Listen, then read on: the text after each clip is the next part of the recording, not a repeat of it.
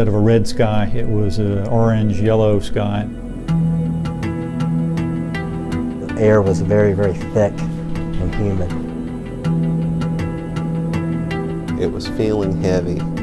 It was feeling wrong. The National Weather Service in Raleigh has issued a tornado warning for. You can see that the sky was churning and moving fast. Look at this hook developing in here. That's the most impressive signature that I've seen this afternoon. I could feel through my feet this rumbling like something big coming. And for a few seconds, this terribly shrieking noise was coming. I mean, you could almost feel it coming.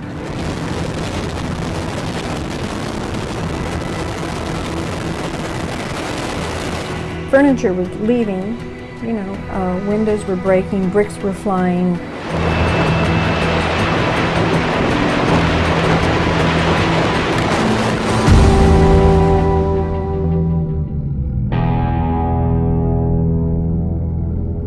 And it actually came across that tree line. You can see where it sheared out that tree line.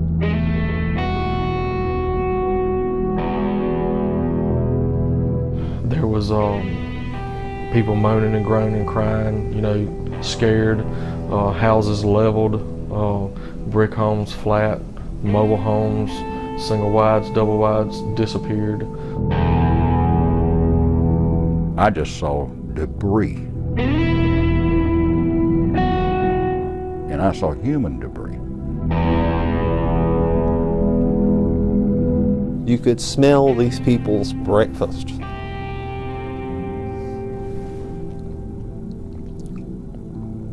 But the house and the kitchen and their lives were gone.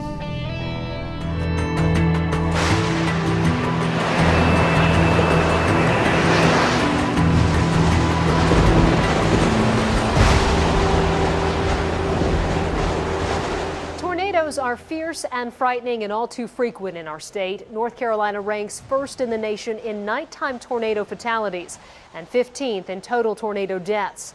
So how much better are we at predicting them and protecting ourselves than we were 25 years ago, when our state suffered the worst tornado outbreak in its modern history?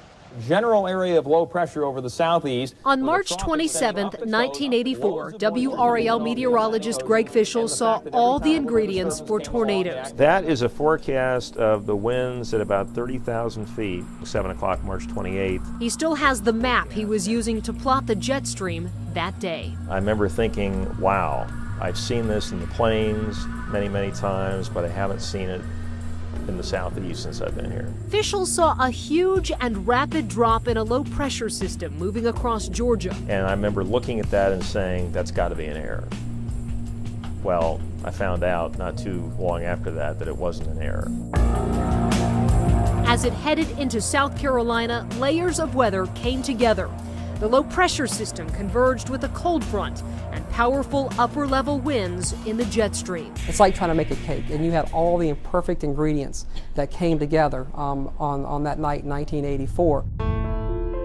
As the system moved to the northeast, it spawned deadly twisters in South Carolina. One of them plowed through the North Carolina towns of Maxton and Red Springs. Virtually every building in Red Springs was destroyed or damaged. Among them, the United Pentecostal Church. Gloria Baxley was in a van outside the church getting ready to go in for Bible study. And the windows started blowing out the van starts rocking and just lifting up off the dirt. Her sister and brother were already inside. When the lightning would flash, you could see, and all we could see was like a big pile of rubble, but you really couldn't tell, what it was. The rubble was what was left of the church. Gloria's 2-year-old little sister, Tanya, was killed. It was devastating. The twister that hit Red Springs took 4 lives and injured nearly 400. As the system moved across eastern North Carolina, it continued to spawn tornadoes. A mile-wide twister tore through the towns of Roseboro and Salemburg, killing a dozen people and injuring more than 100. Then this is my friends down the street. Miss Rena's trailer was completely demolished. Pat Hewlin was on the rescue squad. She was taking a dinner break around 8 p.m. when the rain and wind picked up. And then the power went off, and about that time our pagers went off. There were calls of damaged homes and injuries. One call was near Pat's own house. And I started getting scared. Scared for her mother and nephew who were in a trailer next to her house. When Pat got there, the road was blocked with fallen trees. Her son was there. I asked him where his grandma and Michael was, and he said, I don't know where they at. I can't find the trailer. A family friend found their bodies. They were on the roof of our porch, and the mattress was over them, and she was holding Michael. Pat says people were never warned about the storm. They thought the weather had cleared up. People went to church because they thought it was over. As the storm system moved to the northeast, it spawned yet another twister in the Faison Mount Olive area. It killed 3 people and injured 49. I was in the bed, and when it hit, I just fell over them, and I guarded them, and everything was falling on me. A twister between the towns of LaGrange and Walnut Creek injured 81 people. I live at Aiden. My house just blew off. Can somebody come? Another took a path up through Aden, Winterville, and Greenville, killing 16 and injuring 153. Oh my God. Oh my God. A popular teacher by the name of Faye Cregan was among the dead in Greenville. Cregan was killed when the tornado destroyed her mobile home. A scholarship set up in her honor at East Carolina University still helps student teachers today. This was our house after the tornado. Just to the left of the front entrance was my bedroom. Kevin Joyner lived near Faye Cregan and was in the twister's path. He was just 12 and until that moment was worried more about end-of-grade testing at school. I put my pillow over my head and I balled up into a ball, and for a few seconds this terribly shrieking noise was coming. I mean, you could almost feel it coming. The windows burst, the roof flew off, and Joyner looked up and saw the sky. And then immediately something hit me, and it was the outer wall of our house had fallen in. Joyner's father got him out, and his family survived, even if their home did not. Please report to your station and stand by. Pitt County has a tornado in the county.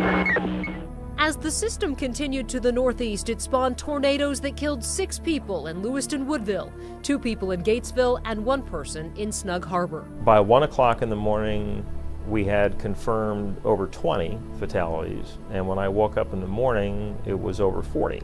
All total, the tornadoes killed 42 people and injured more than 600 in our state. I never really looked at tornadoes the same way after that. I think after that I realized that this is more than red blobs on the screen. This is something that is affecting people's lives, taking people's lives, and changing other people's lives forever. And all of a sudden it takes on a much more personal tone. Possible femur, possible plane. Next, a surprise twister in a surprising place. This car tried to come in the bedroom window.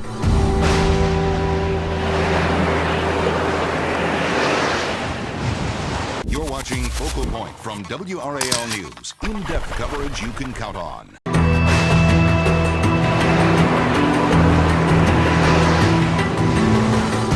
Where was the most powerful tornado in the United States in 1988, and exactly when did it hit? Well, you might think it was somewhere in the Midwest on a spring afternoon, but you'd be wrong. It hit in the middle of the night on Thanksgiving weekend in Raleigh. It is moving very slowly eastward. It will pick up eastward speed as the night goes on. Sunday night, November 27th, 1988. WRAL meteorologist Bill Schmidt shows a line of thunderstorms west of Raleigh. So a good chance of rain tonight with some thunderstorms and some gusty winds. It had been an unusually warm and humid Thanksgiving weekend. And the general thinking was, well, if it hasn't happened during the heat of the day, Saturday or Sunday, why would anything happen at 1 o'clock in the morning, Sunday night / Monday morning? But at 1 a.m. on that Monday morning, a powerful tornado touched down 2 miles east of Raleigh-Durham International Airport and headed through North Raleigh. It leveled a Kmart on Highway 70. 4 employees working inside survived. I started running, but I knew I wouldn't make it, so I got to the toys and I ducked under, and that's when everything started falling. I'm just lucky to be alive. The twister plowed through apartment complexes. That looks good. Dr. Robert Orender was fresh out of dental school and living with his wife Kay in one of those apartments. He says he woke to what sounded like explosions. Then I start hearing what sounded like hail, which probably was all the gravel off the Kmart. I could feel through my feet this rumbling like something big coming. And he scooped me up off the bed and carried me into the interior part of our apartment. At that time was our bathroom. I can remember when the bathroom door got ripped open, seeing a car spin like the house in The Wizard of Oz, and didn't know until the next day it was my wife's car. The tornado ripped off the second story of the Orenders' apartment building. The bed where they had been sleeping was covered with debris. Had we not woken up with the tornado, we probably wouldn't be here. And our house here looked like a movie set. The tornado bore down on Doug and Luana Winter's neighborhood. I heard a tree break, and the trees in our area are a good this big around. And for a tree to break, that meant something.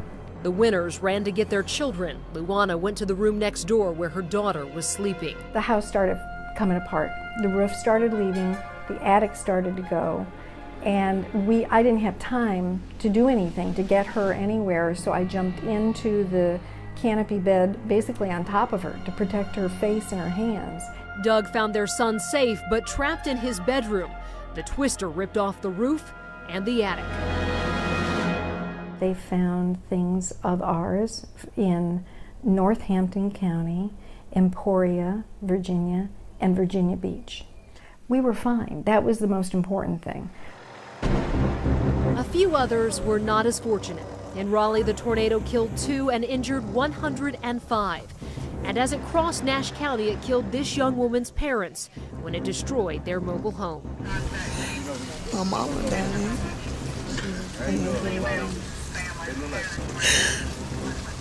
The tornado stayed on the ground for 84 miles, finally disappearing in northern Hertford County. Well, I'm glad you got out. WRAL news anchor Charlie Gaddy and photographer Jay Jennings were among the first news crews at the scene. We were coming in here with the firemen and the rescue people. Throughout the night and the next day, WRAL news crews captured the harrowing stories from survivors. The noise kept getting louder and louder and louder. It sounded like several freight trains coming through. Windows came crashing in, the whole house started going to pieces, and we were just like on a flying carpet, like Wizard of Oz or something. And top came off the house. We just got down on our hands and knees and covered each other up with our bodies and stayed there. The tornado destroyed 425 homes and damaged another 2,000, leaving 1,000 people homeless. It also destroyed nearly 80 businesses, including Dr. Orender's dental office. Would hate to have anybody go through that, because you feel very small and there's not a lot you can do, you know. But thankful to be alive.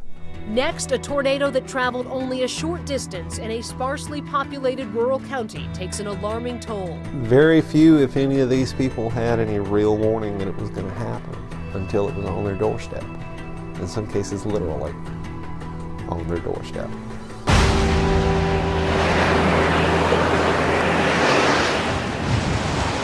You're watching Focal Point from WRAL News. In-depth coverage you can count on.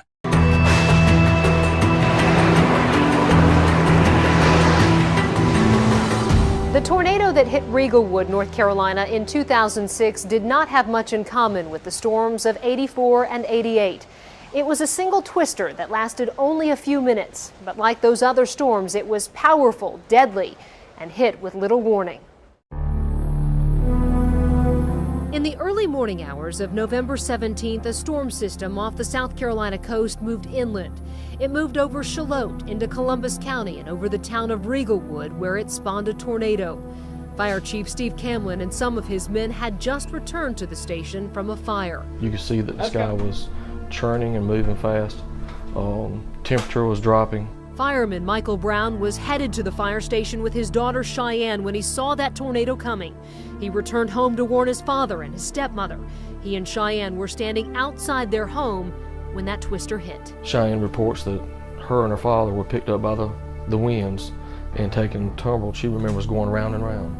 And then she remembers hitting the trees. And then she remembers, laying in the ditch with her dad. When he hit the tree so many times, it just broke his body up, broke his neck and different parts of his body. Michael was dead, but Cheyenne survived.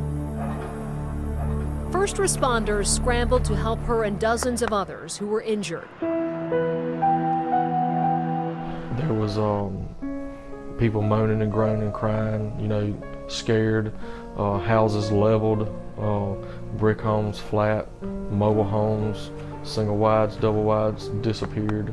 It would hit one house, skip two, and then hit another. I was just amazed at the destruction. It was unreal. It traveled less than 2 miles, but was the deadliest tornado to hit North Carolina since the 1984 outbreak 22 years earlier. It killed 8 people. Newspaper reporter Jefferson Weaver recalls walking through the debris. You could smell these people's breakfast.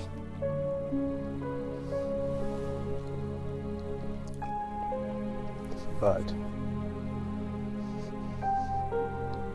the house and the kitchen and their lives were gone. There was no warning.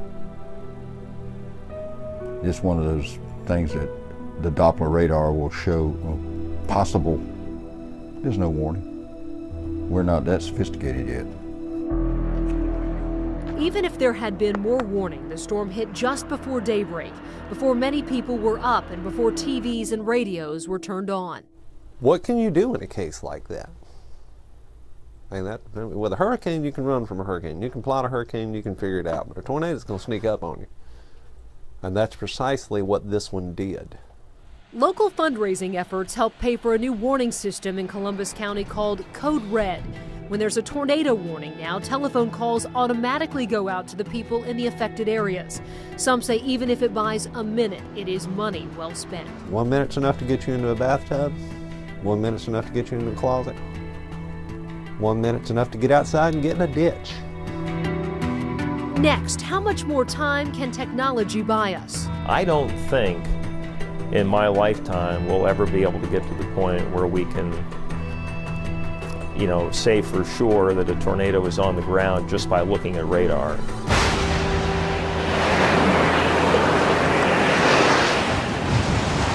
You're watching Focal Point from WRAL News. In-depth coverage you can count on. For more about the issues discussed in this episode of Focal Point, visit WRAL.com, click News, and then Documentaries.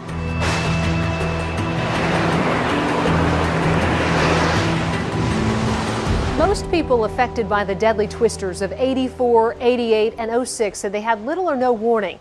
That unpredictability frustrates forecasters, and it frightens the rest of us. Over the last 25 years, technology has gotten better at predicting when and where a twister might hit.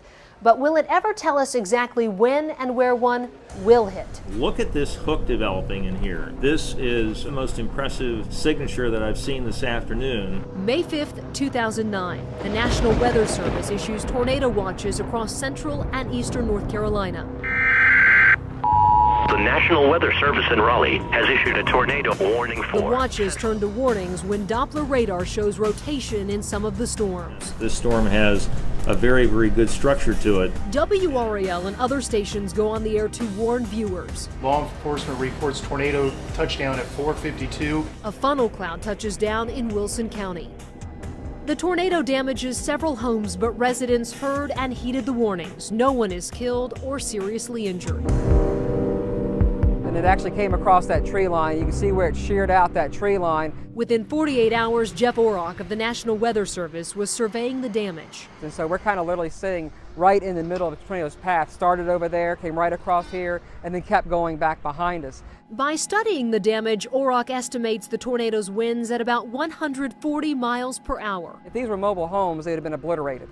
You actually wouldn't even see them anymore. The debris would be scattered probably for about another quarter mile downwind. The Weather Service surveys tornado sites to find out how good their forecasts are and how well their warnings work. Forecasting has come a long way since the 1984 tornadoes, when radar meteorology was in its early stages. You couldn't see the rotation, you couldn't see the winds inside the storm. Our surface observation systems were very sparse. You didn't have a whole lot of observational data. With those limitations, meteorologists could not see the tornado potential in Raleigh in 1988 and only issued severe thunderstorm warnings in advance of the Red Springs tornado in 1984. They were only changed to tornado warnings once we started getting reports, well after the fact, that these had not only been tornadoes, but had been killer tornadoes. Things are very different today. Many more weather stations monitor conditions on the ground. Doppler radar can see the winds inside a storm, and meteorologists have a better understanding of how tornadoes form. We've learned a lot, and our tools are a lot better than they used to be, but being able to tell somebody that there's going to be this intensity tornado in 3 hours on this street corner, not even close. Doppler radar still can't tell if a tornado is on the ground. Weather stations only provide hourly reports, while weather conditions can change by the minute. And the amount of time meteorologists have to get warnings out can be cut drastically if a storm picks up forward speed. Sometimes these tornadic storms may be moving about 30 miles an hour. Sometimes they may be moving 60 miles an hour, and they'll literally go from one side of town to the other in a matter of minutes. High-speed internet and wireless technology can get warnings out to more people more quickly than 25 years ago. And some television stations are implementing systems that can call people on their home phones if they're in a tornado warning area. If you have a system that will make your phone ring if you're within this warning area, then I think you greatly increase your chances of reaching everybody. Especially at night when most people are sleeping. Around Coates Crossroads, there was a report of a funnel cloud. But better forecasting, earlier warnings, and better communication will only save lives if people listen and react. From the time the warning is issued, you need to be able to assess the threat and take cover within 3 minutes. The uncertainty of the science and the responsibility to keep people safe means there are far more tornado warnings than actual tornadoes. Greg Fishel worries about that causing a cry wolf syndrome with viewers. If you see that thing crawling across your screen for years and years and years, tornado warning, tornado warning, tornado warning, and it never comes to your house, at some point do you start to become desensitized to the whole thing and say, well, I see these things all the time, it never affects me. Odds are it won't affect you, but if the best science can't predict your odds, do you really want to gamble your life on a twist of fate? We wish we could say, you get in your bathtub and you don't. But we're not there yet. And so play it safe. If it doesn't happen, great. If it does, you've put yourself in the best position you can to be safe on it.